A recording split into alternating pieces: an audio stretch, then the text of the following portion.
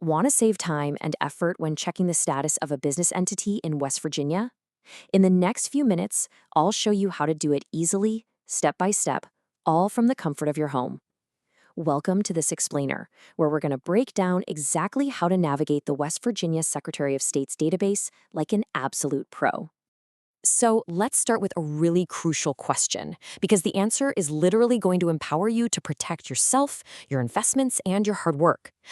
Understanding a business's legal standing is basically step one for any entrepreneur, investor, or even just a consumer looking to verify exactly who they're dealing with. Okay, here is our roadmap for today.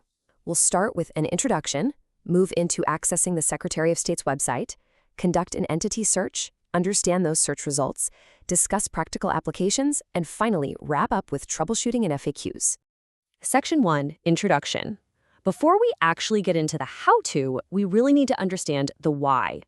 Think about it this way. A registered business is essentially its own separate legal person. Keeping its status in good standing is absolutely crucial because that's what ensures it maintains those vital liability protections. If a business falls out of good standing, well, the owners might suddenly find their own personal assets on the line. And that is exactly why this information is completely public and so rigorously tracked by the state. What's kind of fascinating is just the sheer variety of entities recognized in West Virginia. We're talking LLCs, which are super popular for solopreneurs, all the way up to massive corporations, both profit and nonprofit, limited partnerships, and sole proprietorships. And the best part? Every single one of them can be searched and verified to ensure they're compliant. Section 2. Accessing the West Virginia Secretary of State's website. Getting to the correct starting line is honestly half the battle here. You'll want to follow these exact steps to make sure you're getting into the free public portal maintained by the Business and Licensing Division. Open your browser, head to the apps.wv.gov address for the business entity search. And this is key, verify that official wv.gov domain in your URL bar. Now, why am I stressing the domain name? Because there are third-party scam sites out there that will actually try to charge you a fee for access to these public records. The official state database is 100% free. If a website asks for your credit card just to view a company's basic status, get out of there. You're in the wrong place. Section 3. Conducting an entity search. Now that we're securely on the right page, let's look at the mechanics of running an effective query. It's actually incredibly user-friendly. The basic search requires zero account creation. You don't have to log in. Just locate the organization name text box, type in the business name or even just a keyword you're looking for, and hit that blue search button. The system instantly cross-references thousands of businesses for you. Boom, simple. But wait, here's a total game changer for your search strategy. You can use a % sign as a wildcard. So typing %mountain % will return all entities that contain the word mountain literally anywhere in their name. This is huge because relying on an exact name match can really trip you up. If a company officially filed as Riverwalk Studio singular and you searched for Riverwalk Studios plural, you'd completely miss it without this wildcard trick. Also, keep these system quirks in mind to save yourself a ton of frustration. First, it completely ignores punctuation. So Smiths with an apostrophe and Smiths without one give you the exact same results. It's also not case sensitive. Oh, and one quick note, you cannot search by the owner's personal name using this basic tool. You've got to use the actual business name.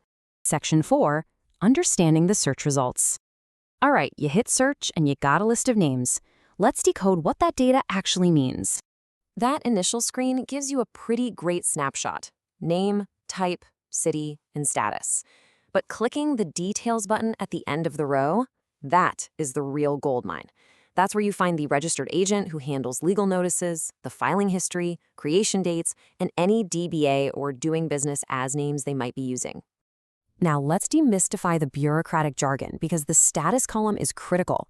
If it says active, you're generally good to go. But what if you're vetting a new vendor and their status says revoked? That means the state forcibly terminated their right to do business, usually because they didn't pay taxes or file reports. That is a massive red flag. Dissolved means they closed up shop voluntarily, and merged means they were absorbed into another company. Section 5, Practical Applications and Insights. How does all this theory translate into real-world action? Let's take a look. Whether you're trying to figure out if your brilliant new LLC name is actually available or you're doing due diligence before signing a big contract with a supplier, this database is your first line of defense. Catching name conflicts early means you won't get rejected by the Secretary of State when you go to file your registration. And if you really need to dive deep, maybe for market research, the advanced search portal is incredibly powerful. You can literally filter down through all 55 West Virginia counties, pick specific date ranges, or even track down all the different business entities tied to one specific registered agent. Section 6. Troubleshooting and FAQs. Look, even the best systems throw curveballs, so let's talk about some common roadblocks. You run a search for an established, well-known company and nothing. 0 results. It's a total moment of panic, right? Well, don't worry. Getting 0 hits doesn't automatically mean the business is a complete fraud. Usually, there's a very simple fix. If you hit a wall, strip your search down to its absolute root keyword.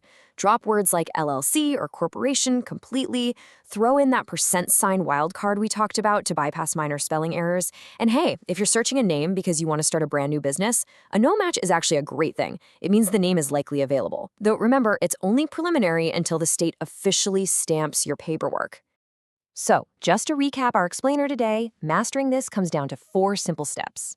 Go to the right official site, use smart keywords and wildcards, verify the status under the Details tab, and then apply those findings to protect your business. You now have the power to perform high-level due diligence completely for free. Before we completely wrap up, I do need to share a quick disclaimer. While this guide empowers you with public data, it's for educational purposes. You should always consult a qualified legal professional for specific legal advice regarding your unique business situation. This database is an amazing tool, but it definitely doesn't replace formal legal counsel. So, what does this all mean for you? Well, now that you have the tools to easily verify any business in West Virginia, whose entity status are you going to check first? I hope this explainer leaves you feeling super confident to navigate the registry. Drop a comment below sharing your own tips, or let us know if you have any questions. Take these tools, do your research, and happy searching.